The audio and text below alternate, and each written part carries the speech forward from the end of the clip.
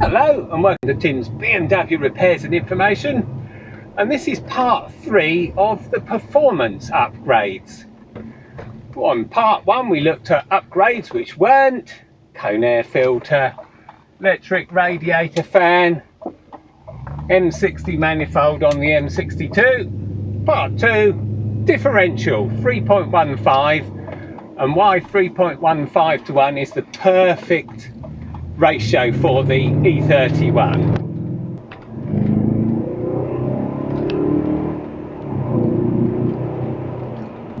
And the E38, which is why they chose it for the 740i Sport and the 540i Sport. Yep, perfect ratio for those cars and for this one. And this is part 3. And today we're going to discuss, well, a lot of people have already worked out what it is. Wow, what a muddy road. Wow, slipping all the way there. Yep, you can hear it. It's the exhaust system. Yep. And what we'll do is go through the whole of the exhaust system, and we'll go right from the manifold right to the tips of the rear boxes, and I'll show you exactly what I've got, and we'll go through all the theory of why it makes such a difference.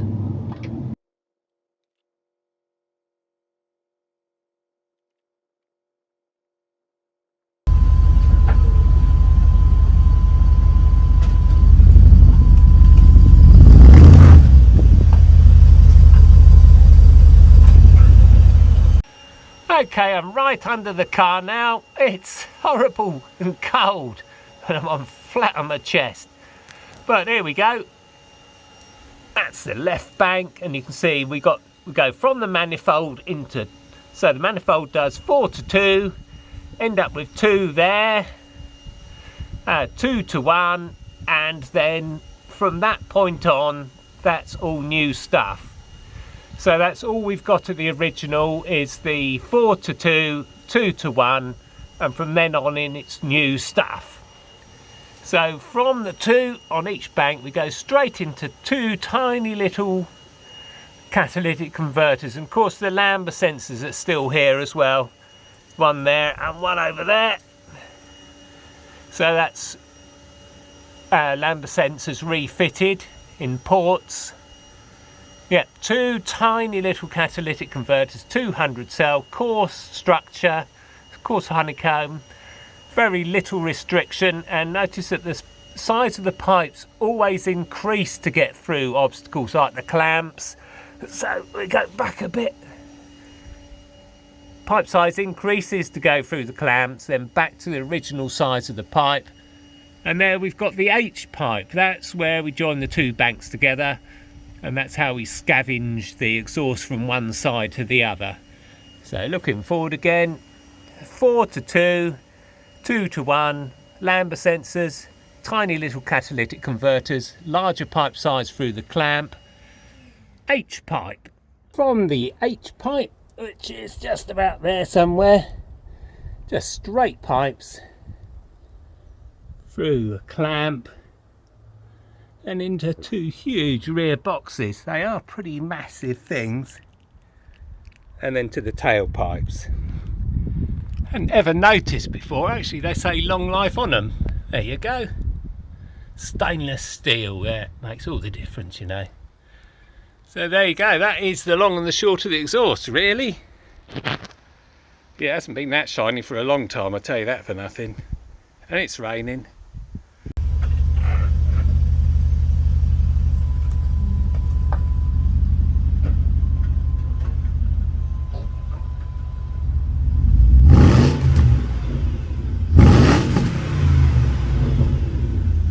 Yes, as a few people suspected, the extra 40 to 50% performance increase in the 840 is due to the exhaust system.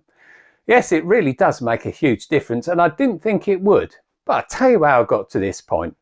Well, with my 740s, they're always a bit quiet. So my friend Pete had his exhaust done up at exhaustuk.co.uk near Sheffield somewhere, I'm not quite sure, up that sort of area.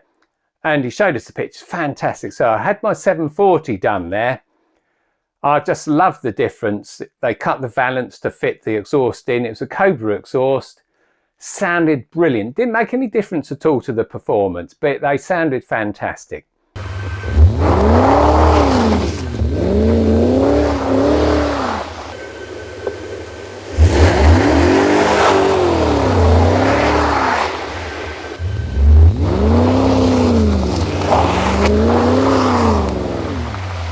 So when I got my first 840, it sounded, I don't know, like it could have been electric. So I thought, well, I'll get the exhaust done as well.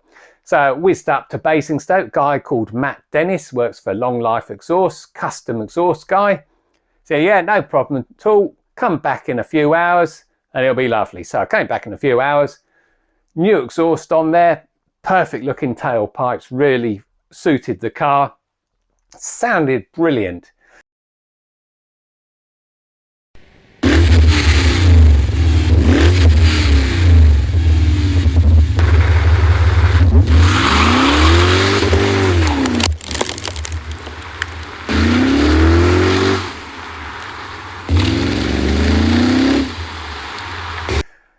Really great sound it was, and so I was really pleased with that. Didn't make any difference to the performance at all. And when I got this 840, the more metallic one, I did exactly the same. Took it up to Matt Dennis. Do you want it a bit louder this time, Tim? Go on then, make it a bit louder. It was quite loud, but it still sounded fantastic. So yeah, I was really pleased. It was a bit louder, not too bad at all. Anyway, go on a couple of years, 2 or 3 years. I'm whizzing down the A3, want to overtake an inferior car, as you have to. And I put my foot down and it went on to 4 cylinders. It wasn't happy at all. And it's the first time I've ever seen an engine light come on the 840. Yeah, it wasn't happy. And so I pulled off, switched back on again. You never know your luck with these cars. I'd worried that the timing chain had skipped on one bank, on bank 1, as they do when the timing chain guides failed. But it wasn't that. It started up and it went just as good as it did before. No loss of performance and everything. But every time I put my foot down to overtake an inferior car, then I go on to 4 cylinders again. And I worked out that it was probably the exhaust system, because one bank was failing. I put the diagnostics on it and it showed cylinders 1 to 4 were failing, misfires on all 4, injector cut off on each cylinder. And that's usually due to, if it's all one bank, it's usually the catalytic converter that's failed on one bank. But it failed in a funny way, and they do this sometimes, which is they don't constrict the flow of gases through until you put your foot down. And what happens is a honeycomb inside them has started to disintegrate, and a bit of honeycomb flops over and blocks the exit from the exhaust, from the catalytic converter. If you're really lucky, it will go down the pipe and end up in the resonator. But in this case, when the engine was stopped, it just flopped back into place. So yeah, that's what the problem was.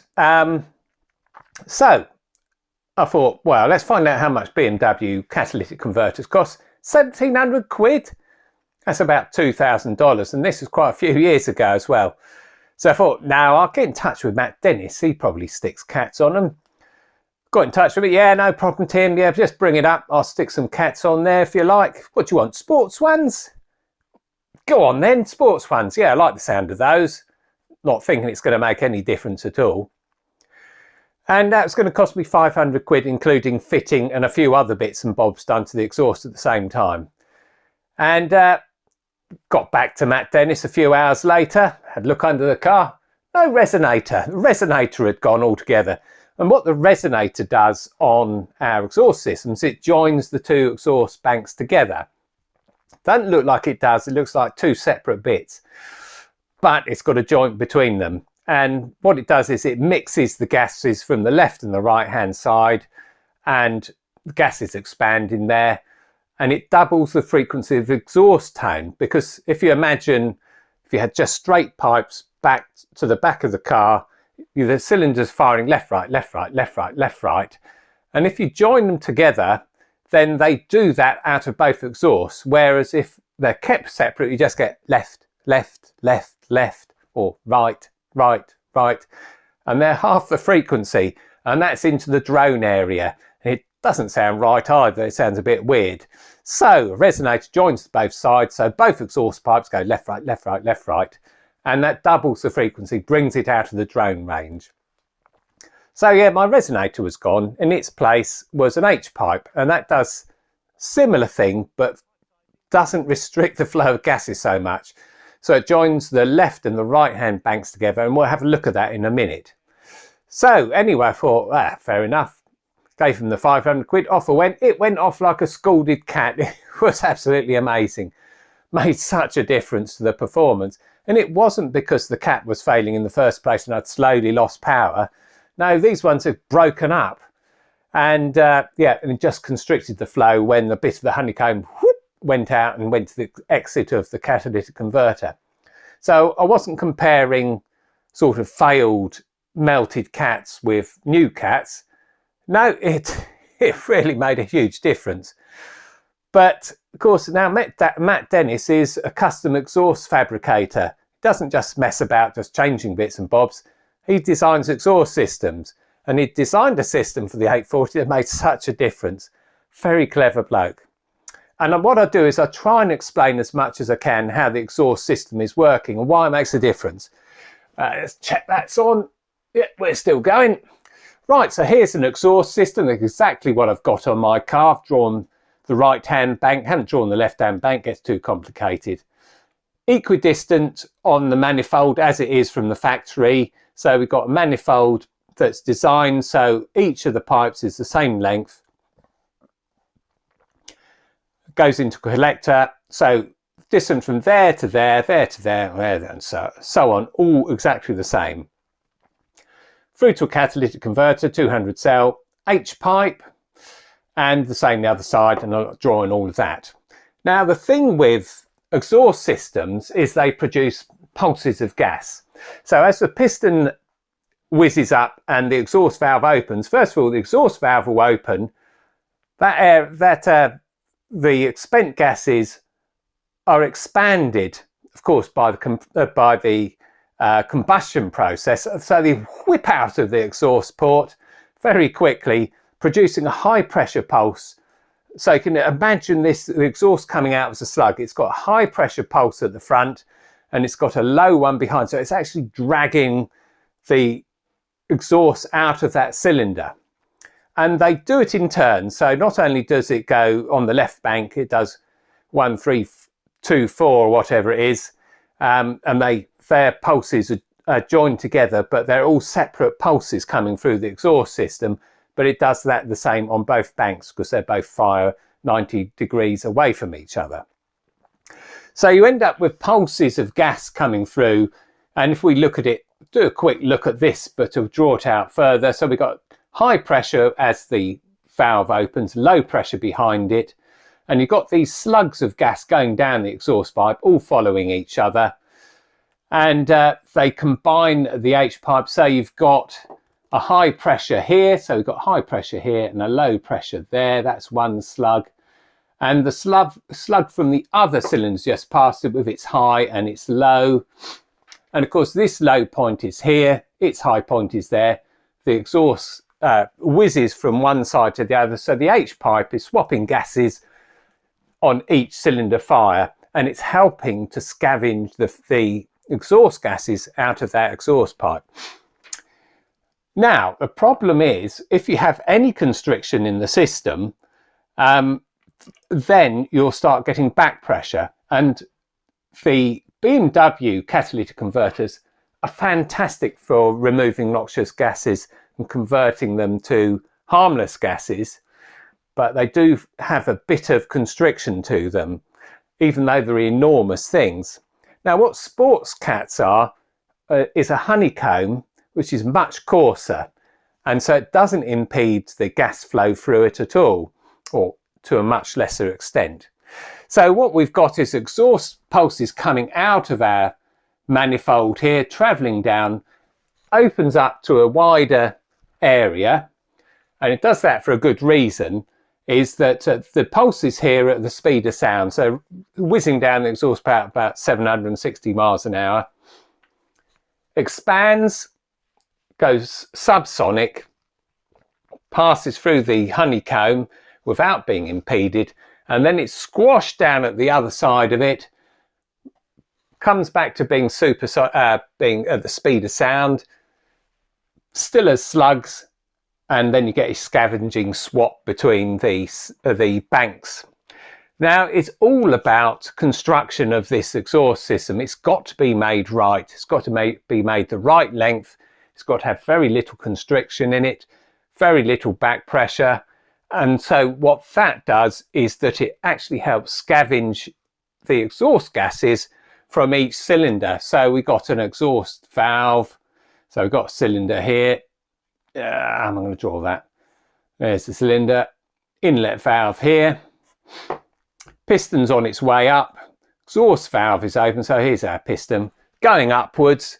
Valve's open. We're squirting the exhaust gases out of there. And what you want to do is keep this travelling at the speed of sound. And what happens is the next cylinder then reaches its exhaust stroke. And what it does is it helps scavenge the gases out of this one.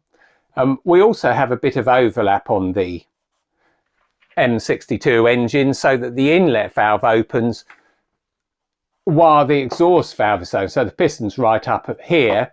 And then we get this low pressure point here. We've got a high pressure one up here. And this helps pull inlet gases through from the manifold. And that really helps with the cylinder fill for the next cycle. So yeah, it's very important, and it really goes beyond what I know about exhaust systems, how it's done, but I know the theory.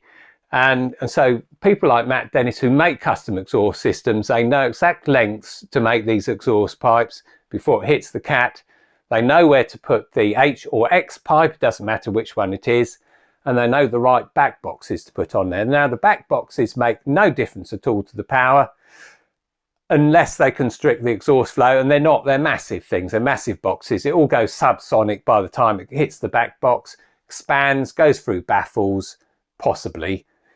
Difficult to tell with the amount of noise these things make, and they're not restricted by the tailpipes.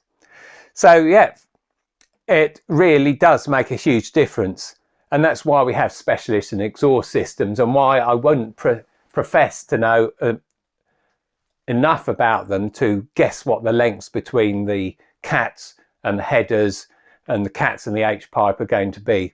But Matt Dennis did, and he managed to make it so that it made such a huge difference. So yeah, from whatever it was, 7.4, 7.1 seconds, it all depends on which bit of literature you actually look at, to 6 seconds. That is pretty impressive. It's worth pointing out at this point that you can fit superchargers and turbos. Turbos aren't quite so popular because they don't know where to fit them. But supercharged, but also remember that it's no good fitting a supercharger unless you do something to the exhaust. You can push as much air as you like into the cylinder. If it can't get out, it ain't going to go in. It just compresses in the manifold and causes a lot of other problems, of course, because our manifolds in the M62 are at a vacuum set by the pressure control valve to be 20 millibars. And that helps with the scavenging of oil from the blow-by gases. And of course, if the manifolds pressurise, PCV system doesn't work at all. And then you have to then vent it to air or to a lower pressure point. I know some people put them into the exhaust pipe.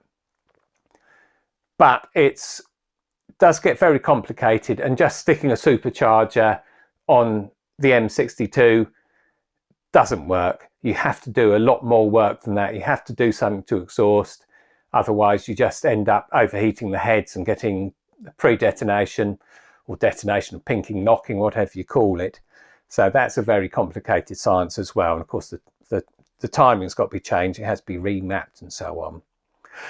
But for cheap increase in power, you've got 3.15 ratio differential, and you've got a free-flowing exhaust pipe that's tuned to the car, and you're 0 to 60 in 6 seconds. And that's pretty good. That's not bad for a car.